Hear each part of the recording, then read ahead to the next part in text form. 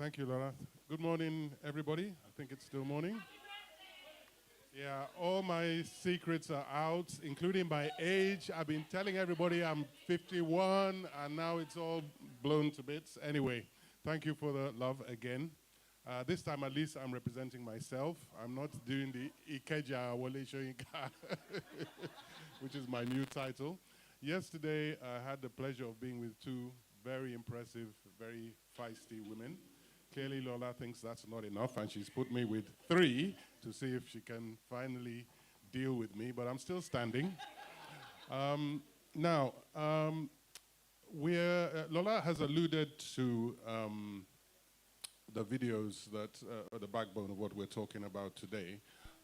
As she said, Juliet works for the Financial Times. You're a video producer and new format director. You can tell what that is.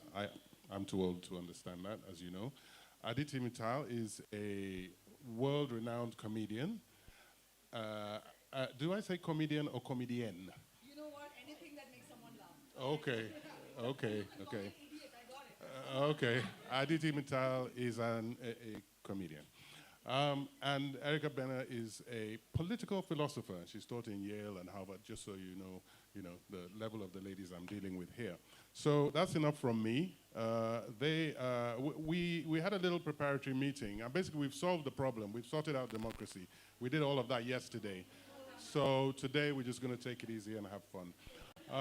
Now, just so that you know what we're talking about when we allude to these videos, we're going to play a short extract from each of them, but we're not going to play all of them through. This is just to encourage you to watch them. But before we do that, if, Juliet, you could just explain the project to everybody, and then they'll know what they're looking at. Yeah, so I have a really wonderful job where I work as staff at the Financial Times, and can you hear? Yeah. So I have this amazing job where I get to think about what's current social issues we could explore in ways that can't be done in print, basically. So this title, New Formats, doesn't make much sense, but really it's just how can I create content that's engaging and exciting but really helps us understand the world. So I've made films about climate change and immigration and online harm. But this topic of democracy was bubbling and bubbling and bubbling, and what was happening in America was becoming sort of more frightening. And so I wanted to do a series about what is democracy. And at the FT, we have a really unique platform because we reach people around the world. And many newspapers only speak to one country. But the opportunity to have a global conversation was really enticing. And I didn't actually know that 2024 was going to be the world's biggest year for democracy, in the sense that more people were going to vote in 2024 than ever in the history of time. So more than half the adult population voted in 2024. But it's a huge topic, and I decided to do it from women's perspectives, because even though democracy has existed for thousands of years, actually it's only been about 100 years that women have had any petitionary part in that, which is not what democracy should be if half the world aren't playing their part in that. So it basically was an amazing opportunity, and to get such a kind of incredible mix of women was just beyond my wildest dreams. And it went on, to be a book and to be an event series. And I'm still actually making the 5th film, which will come out next year as a kind of final sum up. An amazing, lucky project. Yes, that's the book. We actually have 5 copies here. We're going to have to run a competition for signed copies to see who's going to get the lucky few. It's his birthday.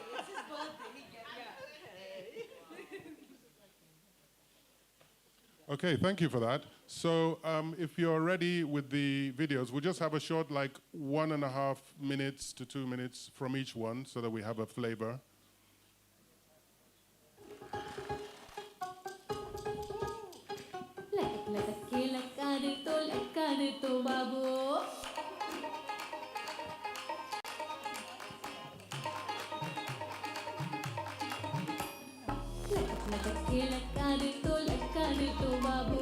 हाथ में थम्बो खुश हो गया बोल लटका ले तो बाबू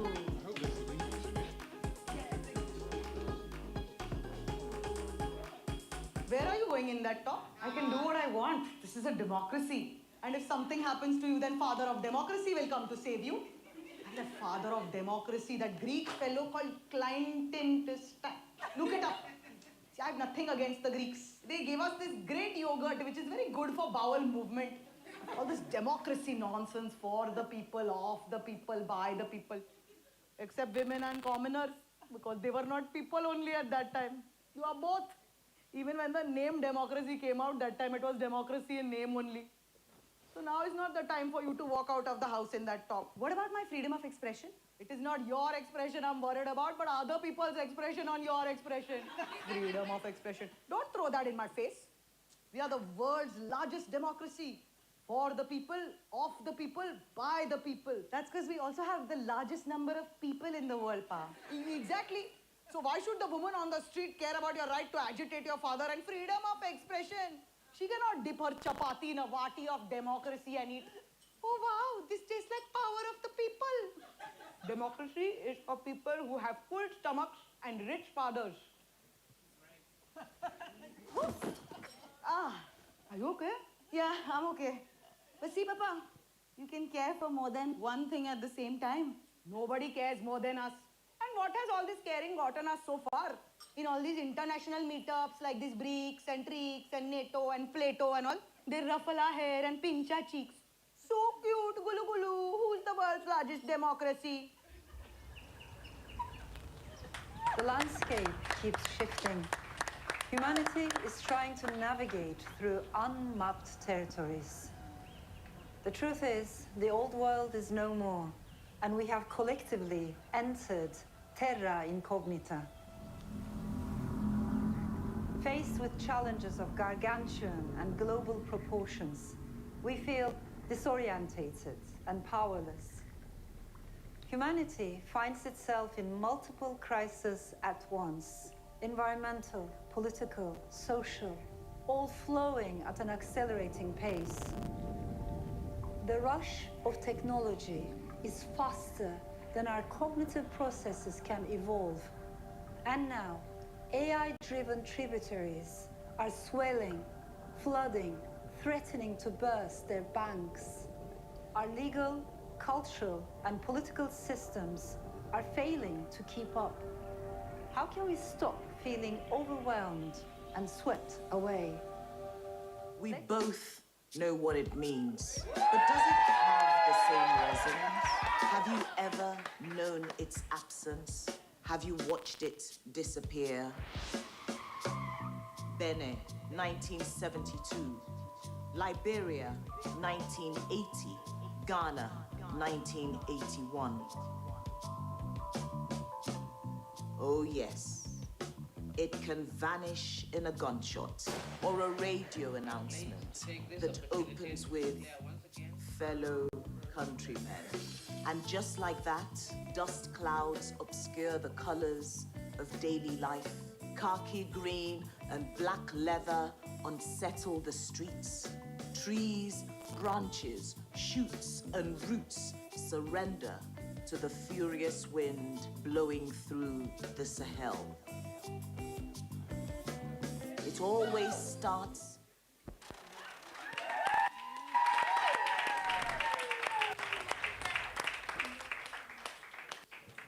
Is democracy fragile and easily destroyed, or flexible and resilient? We may be about to find out. The planet heats, the clock ticks, and with each increase in temperature, world harvests shrink, famines loom, and fire and flood impact millions. When a government fails to deliver basic necessities, the result is either the toppling of power or a brutal crackdown. So says history. Democracy by Margaret Atwood.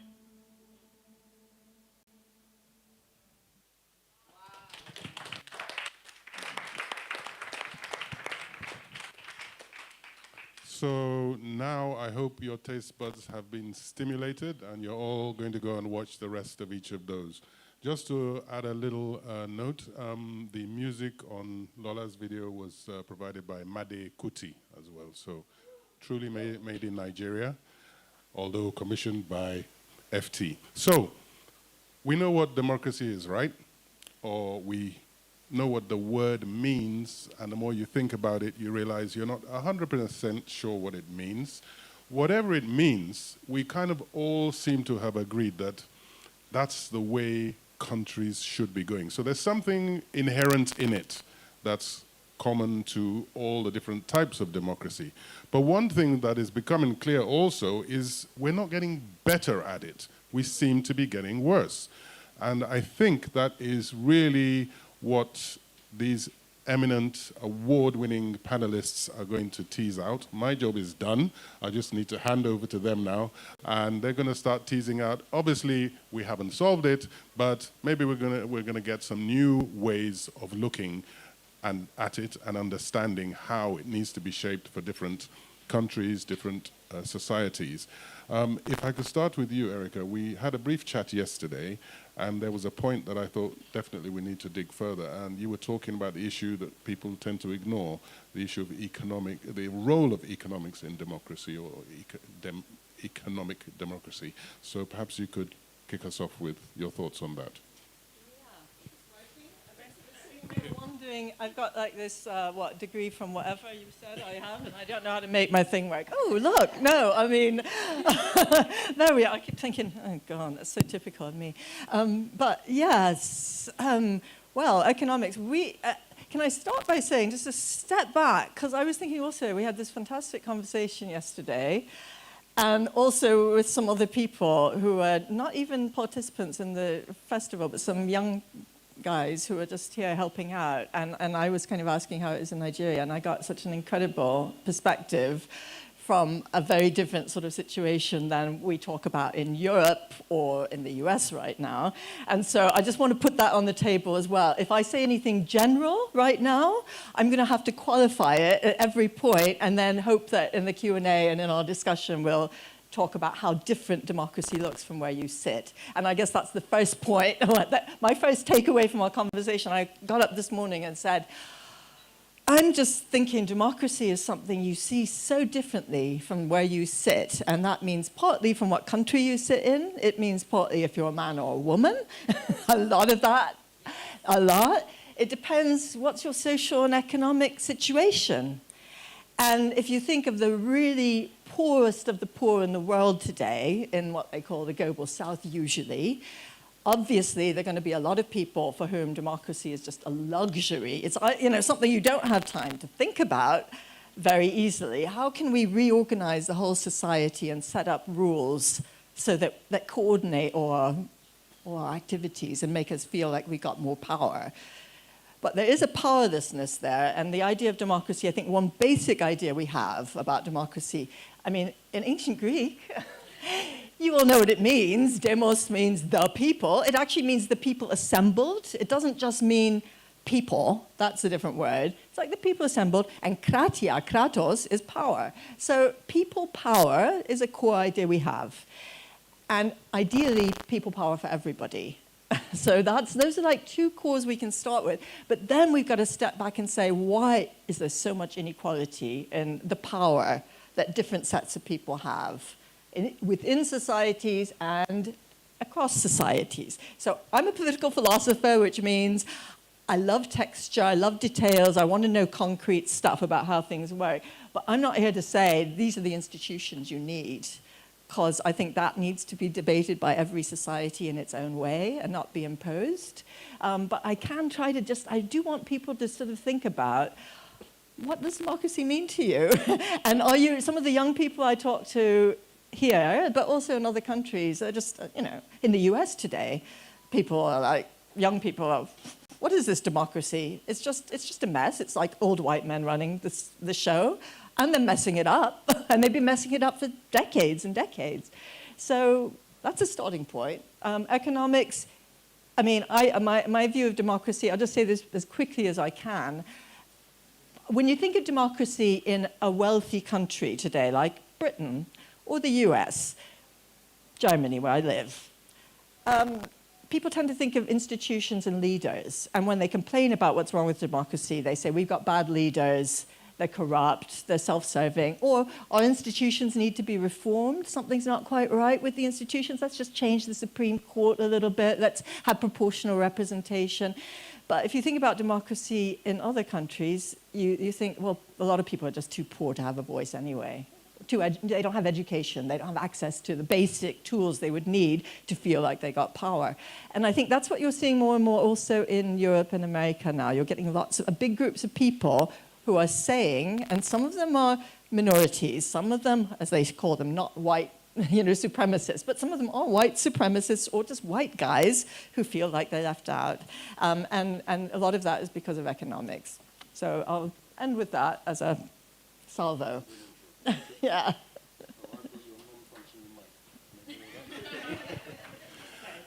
Okay, we shall just share the mic. So I shall just move on in order down the line. I'm going to pretty much leave it to you, but at some point I'm very interested in knowing how much you use your comedy for political ends, but political activism, or even to improve democracy, for example, what we just saw. You know, I am. Is this thing on? Where's the button? Now it's on. You know what? I'm just gonna. I have a theater voice, darling. I scream anywhere. You know, I am of the belief that even breathing is a political act. Therefore, anything I say, whether it's a joke about airplane food or it's a joke about gender stereotypes, everything is political. And therefore, it's the same thing as when people ask, like, oh, does your being a woman have, does it affect the kind of comedy? Yeah, of course it does. We are horrendously political creatures. The act of, again, sitting at a literature festival is a political act. It is us wanting to expose ourselves to new ideas, to learn new things, to expand our mindsets. And so therefore I've realized and earlier I would hate calling myself political because I was like, no, I'm just funny. But I've realized I'm funny and smart.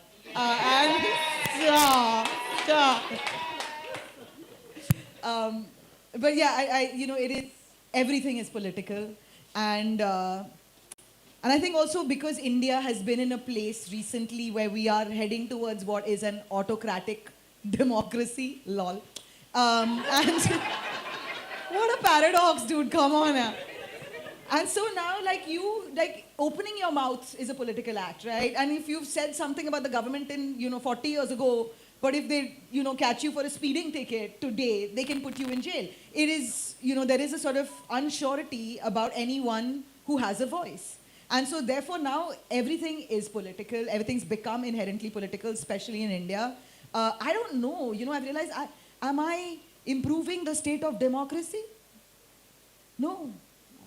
I feel like I'm not smart enough for all the smartness that I claim to have. I don't think I have the depth or the scope of knowledge to be able to. I know I can crack jokes. I know that, I hope that everyone laughs. And then if they walk away saying like, oh, that made me think about something, it's on you. I did not intend to educate you, okay?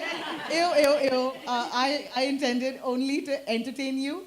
And if you learn something out of it, how dare you? Send me money.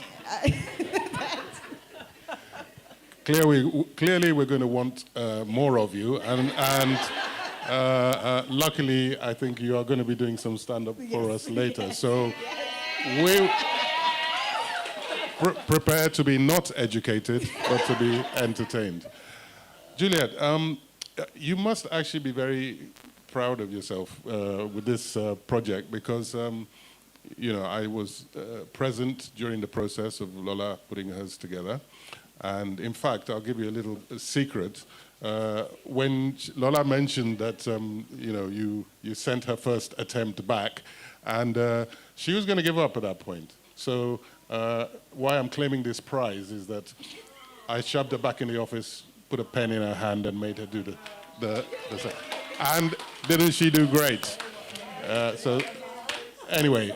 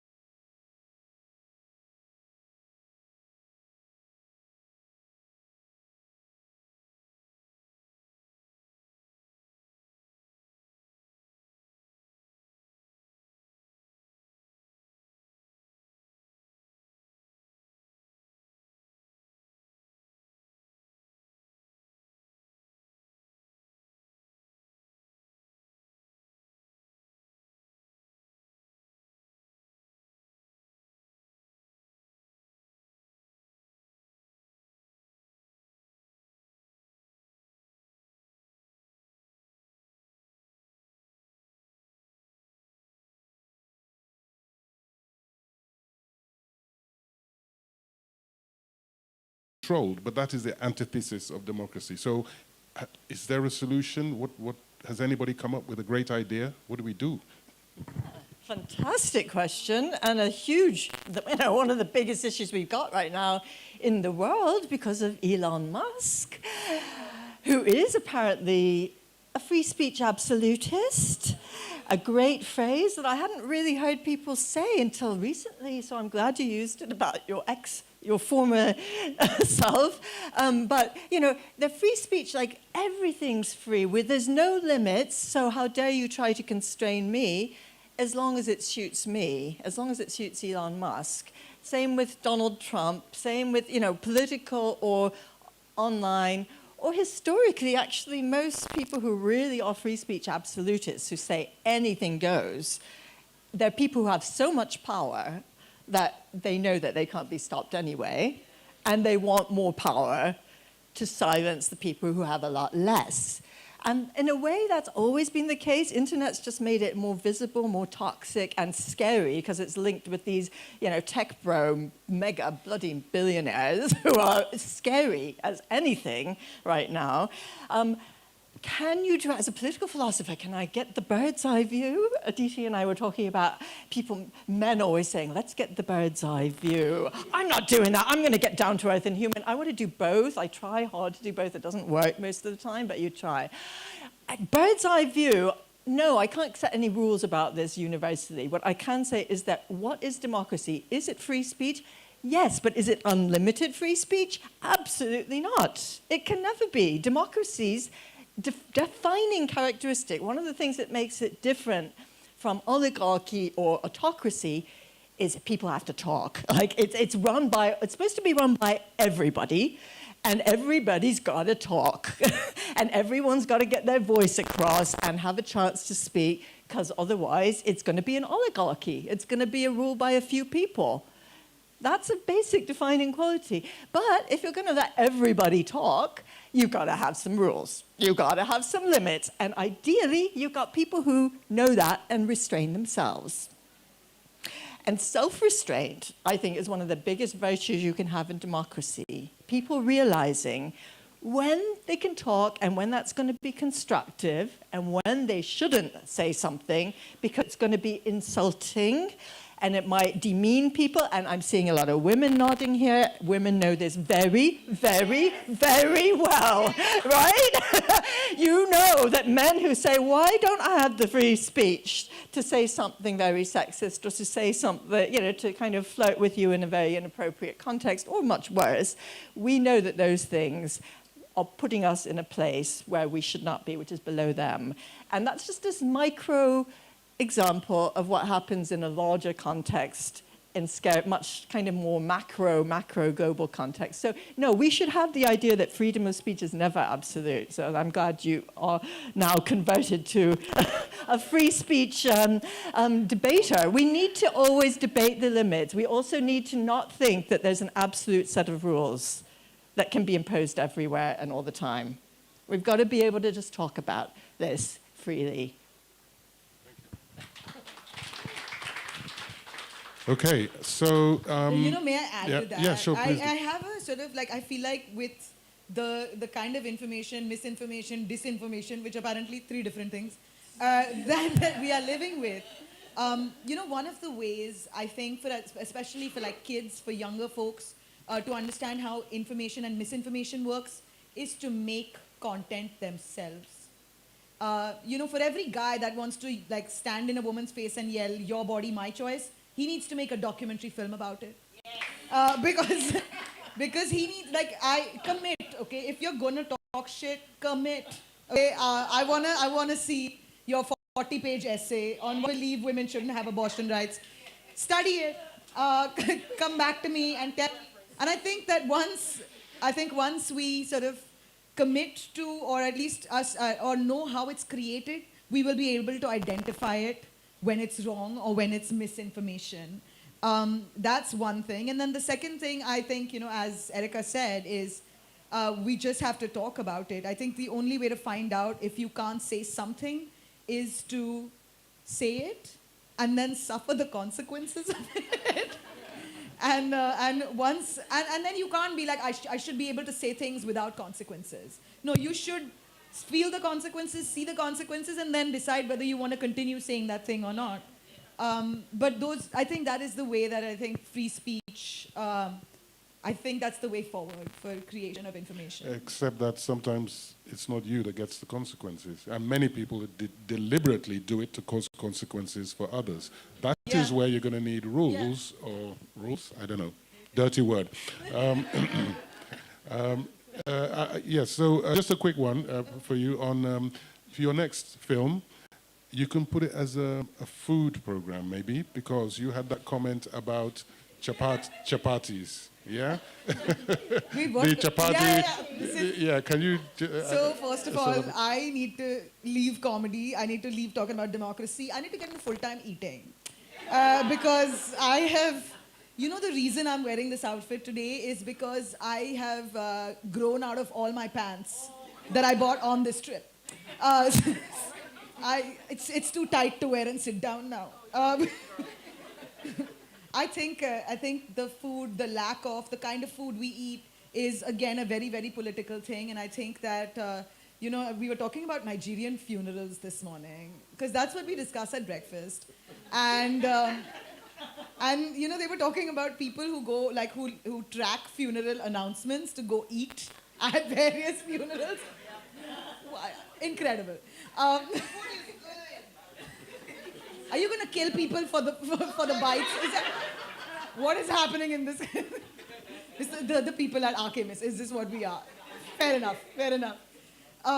But, you know, I do think that food would be, as you said, such an incredibly powerful tool to be able to talk about anything through. Thank you so much. Collaboration coming up. Thank you. Great. Okay, we'll soon open up to the audience, but a final comment from you. I just want to keep on this topic that we just touched on, but in terms of the media, I think the media is becoming more important as a gatekeeper, and as this thing you said about being responsible. I find it incredible that national level companies can be not just partisan, which is should be allowed, but can actually lie to the people. And you work for a larger, I'm not saying they lie, of course, but what is your feeling about whether there should be regulations on how large organizations with a large influence, how they operate? Well, I think there should be regulations on the tech companies, for sure. I think it's one of the biggest missteps that our society has made in not regulating tech companies. And I made a film about children and online harm, and I'm still going on about it and want to make more in that subject, because it is crazy that children have no regulation online. In the UK, there's more regulation for sale of eggs than there is children online, which, you know, that they can put in any age by just swirling up on their phones, swiping up, and then they can be bombarded with beheadings and pornography, and there is nothing protecting children.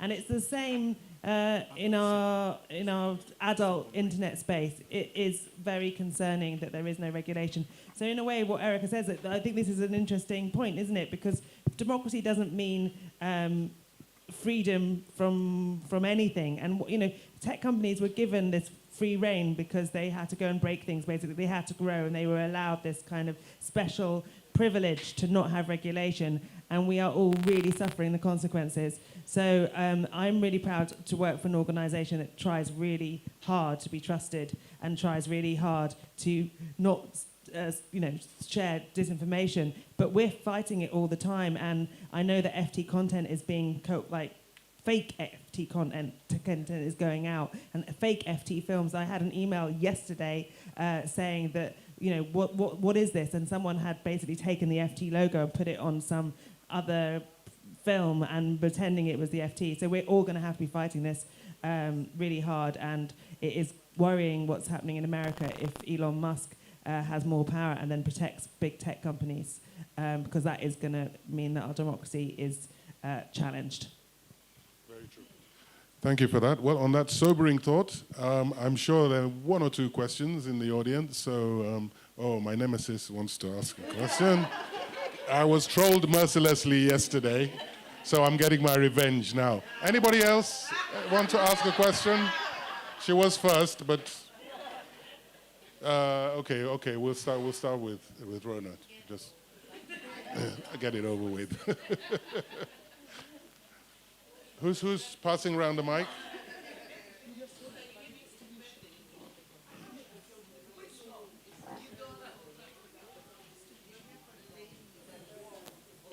Just to your right.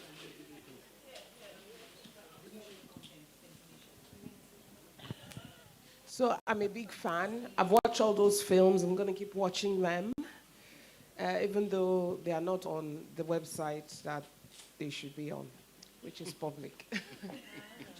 No, what I mean is, it's not like it's on Twitter. Most of it blew up on Twitter, the films. That's true. Yeah, and so I hate Twitter. Anyway, moving on. You can watch it on YouTube and on ft.com/democracy for Thank free. you for that. Yeah, for free. And without the trolling. I have two quick points I wanted your take on. I wasn't surprised that in films about democracy, women's rights were not respected. Their right to speak. I actually expected the trolling that I saw. I was delighted by it because that means more virality for the films, and I'm here for it. My thing is, being on the inside, I want to know, among the sisterhood, how did you guys cope and deal with handling that trolling and trying to silence and trying to gatekeep that was happening in the different societies? Because I think people can learn from how the FT handled it all, especially because you were working with people from different cultures. How did you manage that whole silencing and censorship of women online, where you put the films? And then the second thing is, we have colleagues here who are from outside and from various countries. That's for you, Juliet, this particular question.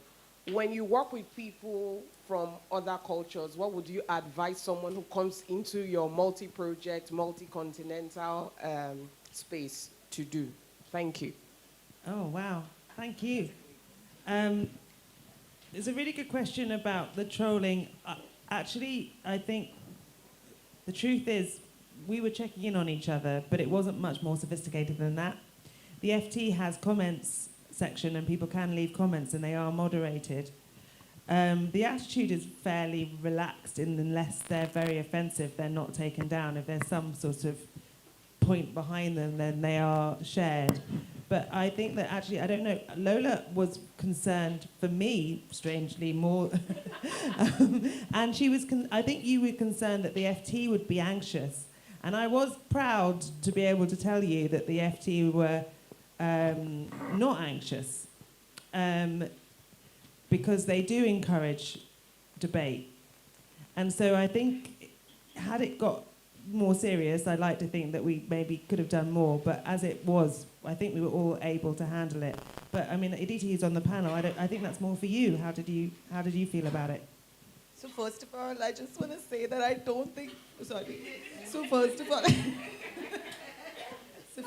I would like to begin by complaining that I don't think it got enough trolling.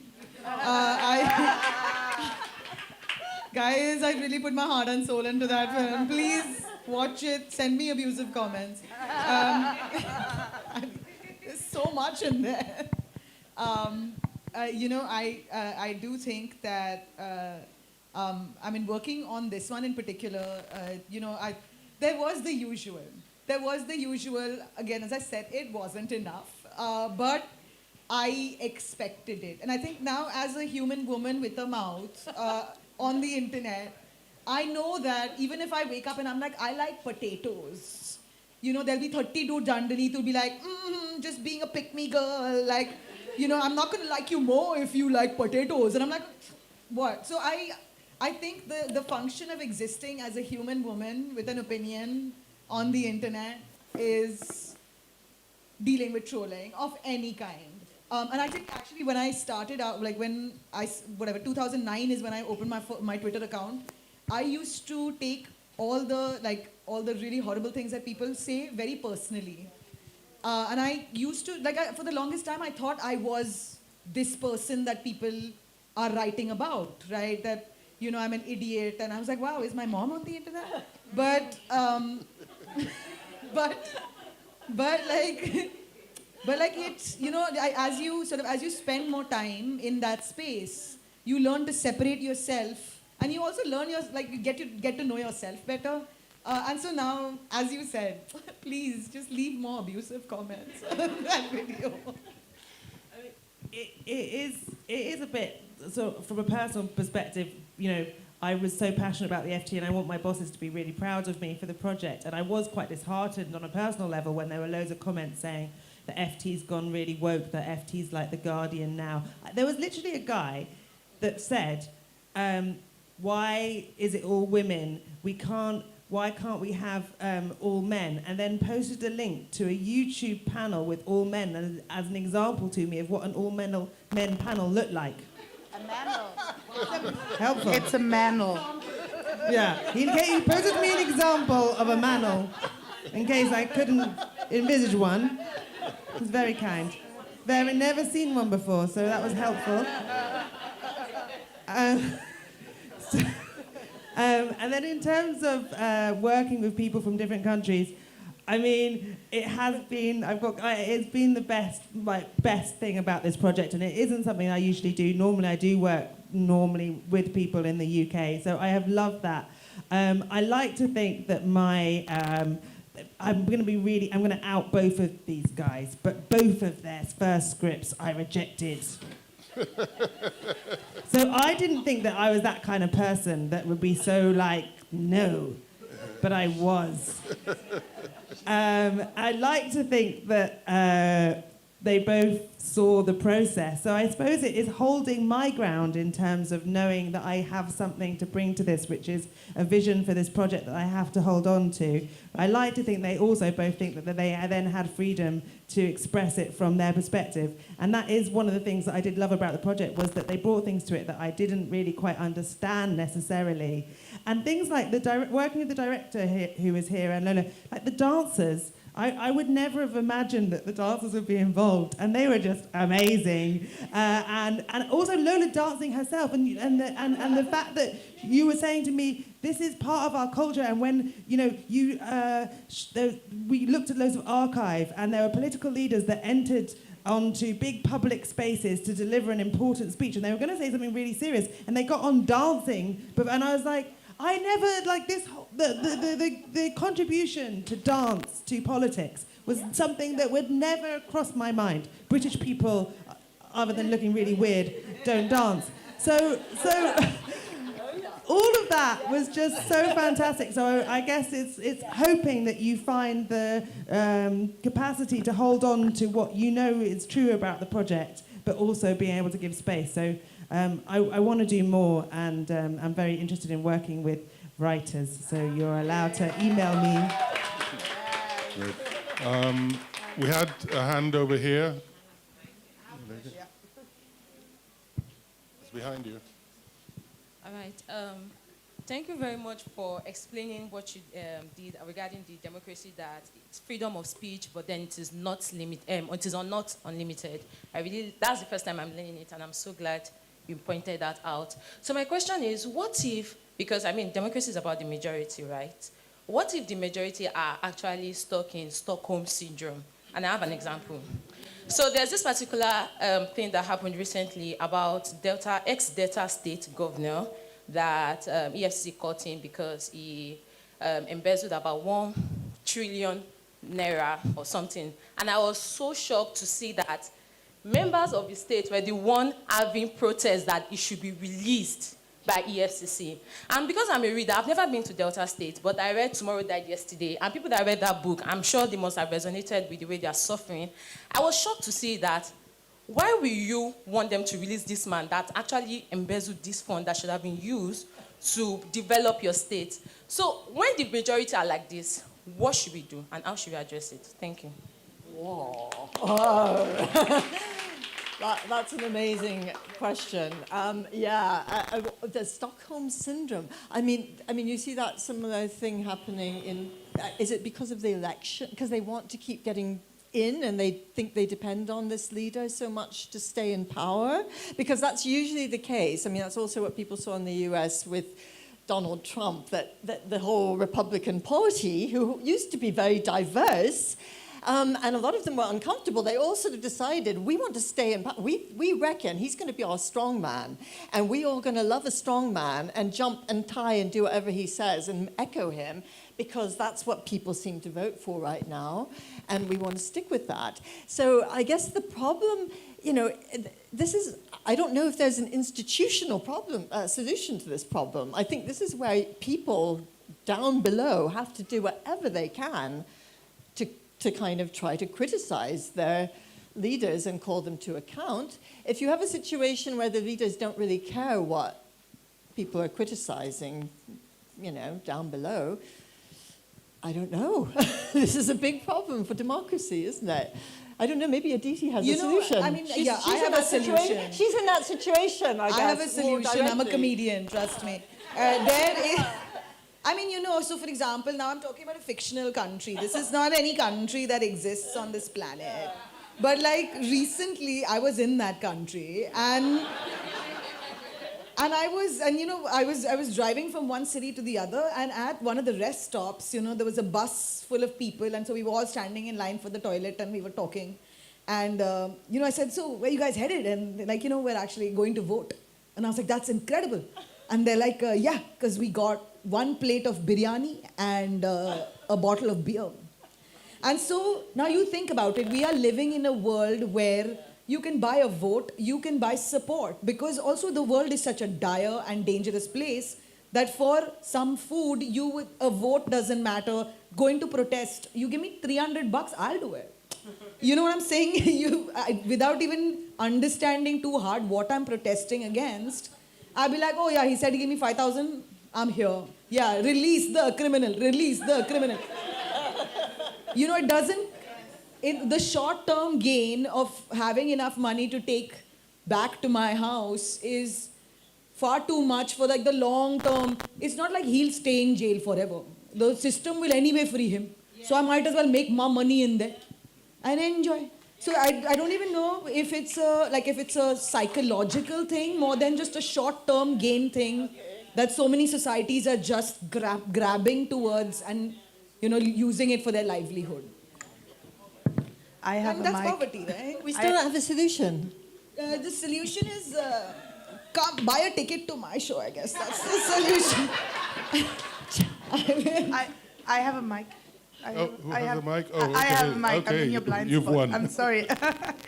I thank you all so much for this really apt and amazing kind of diagnosis of kind of what's wrong with democracy at the moment. And I was wondering, I mean, we've spoken about or touched upon this, regulation, and, you know, regulation alone won't save us, and the state alone, I guess, won't save us, right? And I think, Aditi, your comment was very apt in that. I'm really interested in the strategies and tactics, and also how we can curb this rise of the right that claim that cancel culture, right? Cancel culture, exactly. So cancel culture is what's kind of the bane of their existence. And I want to say a little something about, so at the University of Cape Town, where I'm based, we recently were supposed to have a lecture by the CEO of Axel Springer, which is a very problematic publishing house in Germany, but also the owner of the biggest tabloid. And he was supposed to come talk to us about AI, media, democracy, and governance. And I mean, we organized very quickly. Within 2 days, we had over 1,000 signatures on an open letter that said no. Like, this guy cannot come and talk to us because of Axel Springer's support for the genocide, because of its problematic ways in which it bolsters the German right. And now we were meeting with the Vice Chancellor to get an idea of, you know, what can we do going forward. Because if we just uninvite the guy, he would be like, I've been cancelled. So, you know, the South Africans, you know, they have lost their ways. And so we were now thinking, well, we want to keep up the invitation, but we wanted to invite him to a panel on kind of the role of media in promoting genocide. And I'm very certain he will not come to this panel. So I'm just as an example, but what tactics, what strategies, what other kind of unexpected solidarities could you share with us that you have experienced in this process? Because I'm sure you haven't only experienced just trolls. So one thing I do is whenever I get a really abusive message in my DMs or whatever, I'll take a screenshot of it, I'll find mutual friends, and I will send them to all the women that this guy is friends with. Thanks. And then, 30% of the women will message back, being like, dude, I'm so sorry. I don't even know why I'm friends with this guy. But the idea is to find small solidarities. That was a great move. That was a great move where you're like, you know what? We won't cancel you. Come back and discuss your role in this crazy thing that you have a role in. Also, letting him speak and then holding his feet to the fire in the Q&A would be really interesting. Just to be like, so listen, this genocide thing you love. Can you you Germans love a genocide, don't yeah, you? yeah, aren't you? Germans and genocide, what a lifelong relationship. But I would say this, that while we are looking for smaller solidarities, is that there are also institutional solidarities that we can seek. And I want to, throw this back to someone like Juliet, who, in spite of the fact that I'm like borderline insane, has given someone like me a platform, to be able to talk about something that I feel deeply and passionately about. And no matter how flippant I am about my own sort of understanding of the world, is that there are others that see you for who you are. And Juliet, can you say something nice about me so that it feels like mutual? What I took from both of those things was participating in debate and participating in, and I guess that what we can all take is that we maybe have become too relaxed about not engaging politically, and from whatever place you come from, that engagement is important. And I don't know, I do worry about cancel culture in the sense that I think that is universities should have those open debates and should have different voices and should have voices that you disagree with. So I don't know enough about that situation, but I wouldn't 100% be like, yeah, you did the right thing, because maybe that guy needed to be in the room and be questioned. So I think that is important, and and the same for what you're saying in that, you're showing showing your friends what this other person is saying. Like, what all this says to me is transparency of conversation and engagement in conversation, and that is what we all need to do, and that is, I guess, what is definitely happening here. So let's keep making sure that we are active in pursuing that. Thank you. Let's hear from some people towards the back. Yes, I see a hand there. Thank you. My confusion is that I thought we were coming to have the case for democracy.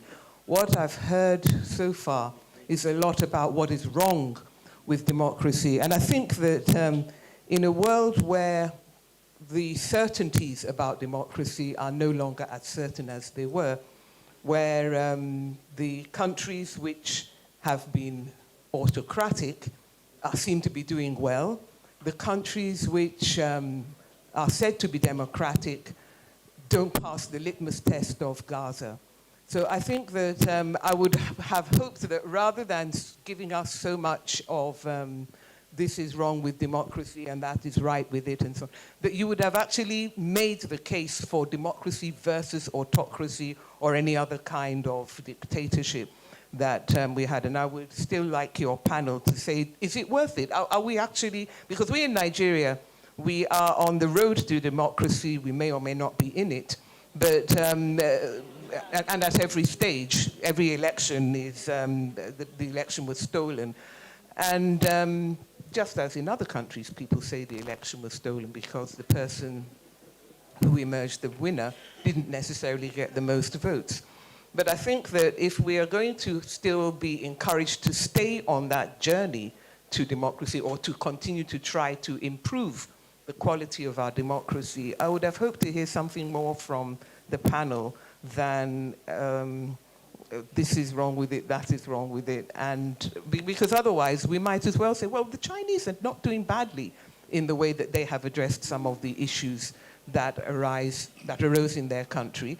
Even India, which is said to be a democracy, is iffy. It's a borderline case. And let's not talk so much about the United States. I mean, yeah, we all hear the bogeymen, Elon Musk, Donald Trump. I'm tired of hearing about them.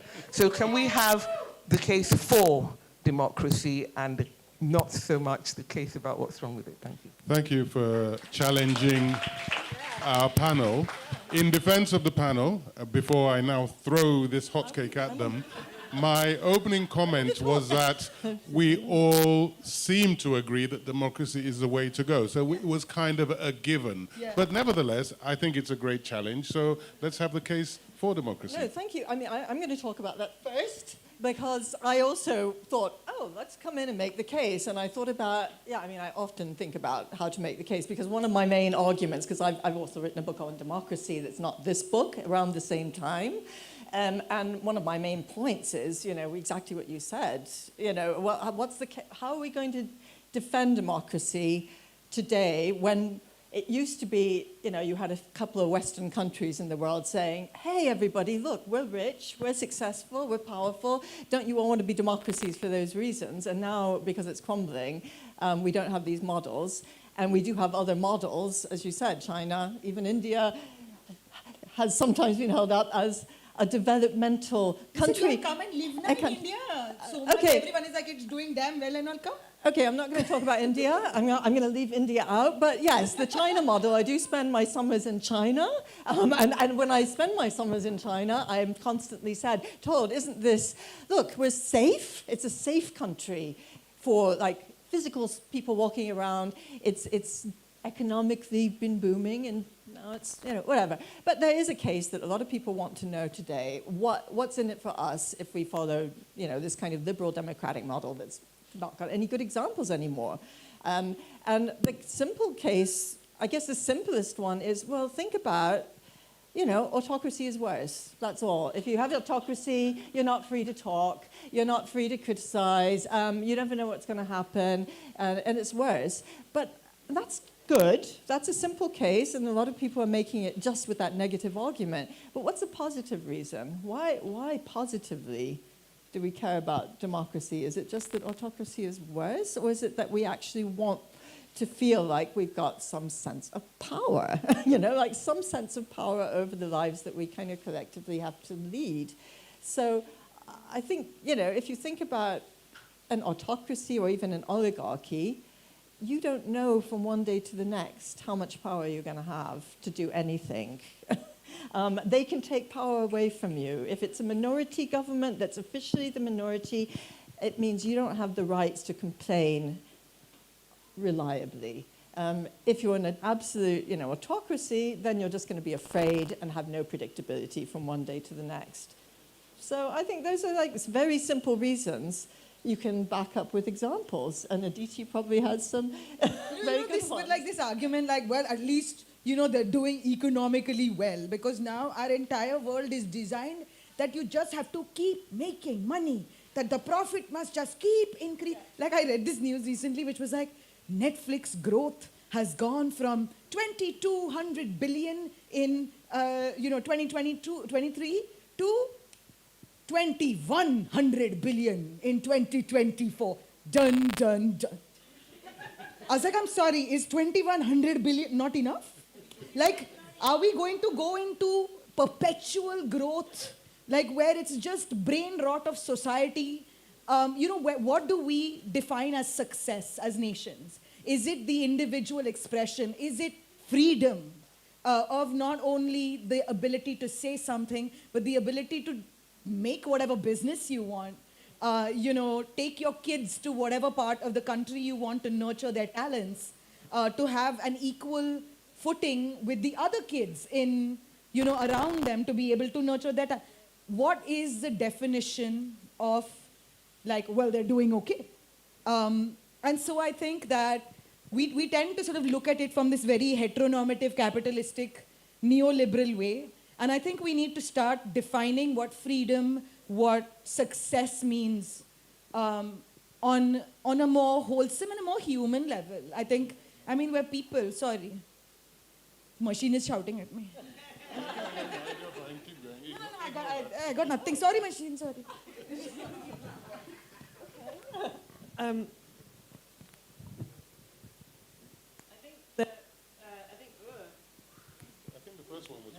Is that one? Oh, yeah, that one is working.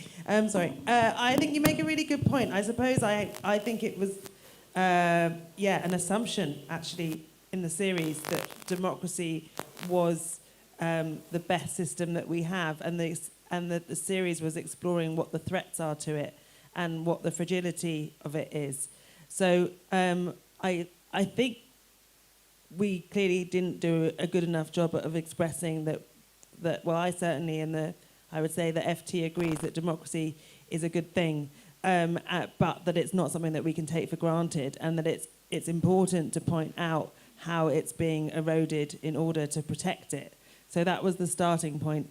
And I watch the films because I think that is what they are effectively all exploring is, we need to have our eyes open to when it's being eroded.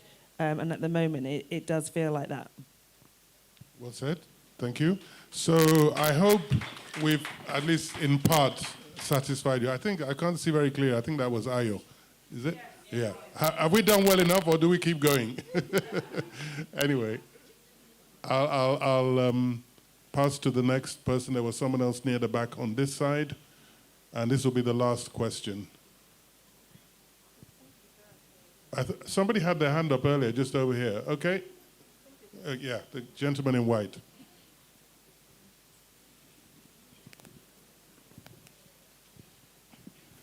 Good afternoon. What I want to talk about is what particular kind of democracy do we recognize to be good enough?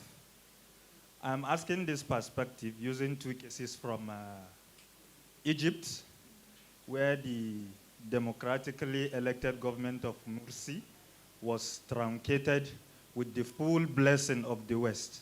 And right now they are under a full dictator, Abdel Fattah al-Sisi.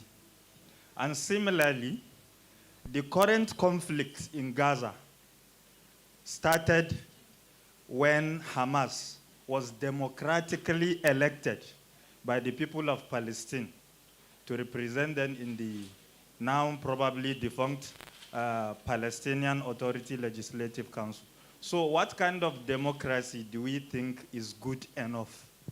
Because these are clear cases of where a certain party won an election and then Western authority and their allies refused to recognize that particular electoral victory. Thank you. Thank you. Great question.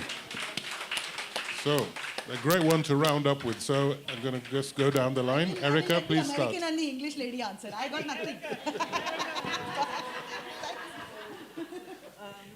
I'm not American, thank you very much. No, I'm not. I mean, I'm not. I've got a passport though, so I guess that does not make you American. No, I mean, I have to say the problem of democracy is global. Let me just refer that back to the point about the book and Juliet's amazing kind of contribution, attempt to get as kind of a global representation of people on democracy.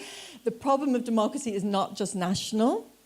Definitely, we know that in countries that have had civil wars, which is a lot of European countries as well as a lot of countries outside Europe, it is global, and a lot of the sickness that we see in modern democracies is from imperialism. I'm sorry, that is my very, very strong view, that a lot of modern democracy, right from the beginning of the 18th century when it was founded, it had an imperial edge to it, and a hegemonic, dominant edge that the American Revolution had from its beginning.